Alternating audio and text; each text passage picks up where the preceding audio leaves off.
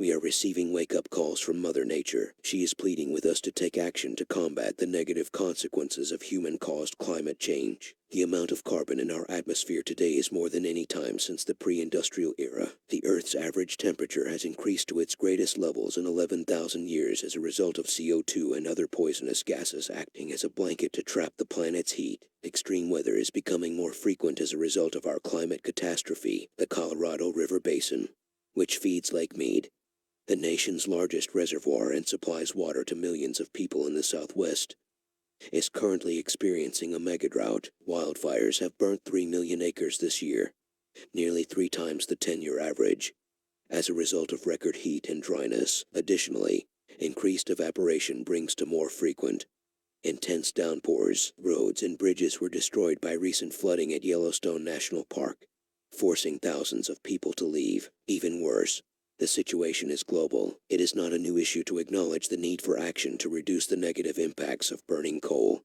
gas, and oil. For almost 3 decades, the Conference of Parties has brought negotiators, governments, scientists, corporations, and individuals together for international summits. Every nation committed to working together at the 2015-21 Colombian Pesos, often known as the Paris Accord, to keep average global warming to 2 degrees Celsius and pursue 1.5 degrees Celsius. Sadly, this target for warming is substantially lower than the direction that society is currently taking. Even though it may seem like a few degrees shouldn't have a big of an effect on our world, we must remember that this is the average global temperature. The average must take into consideration our massive oceans, which absorb a significant portion of the heat produced by rising carbon levels, making the real land area where people actually live far hotter than those few degrees would indicate. By the end of this decade, CO2 emissions must be reduced by 50% in order to avert disastrous climate conditions. If we want to reduce the likelihood of more frequent and record-breaking extreme events,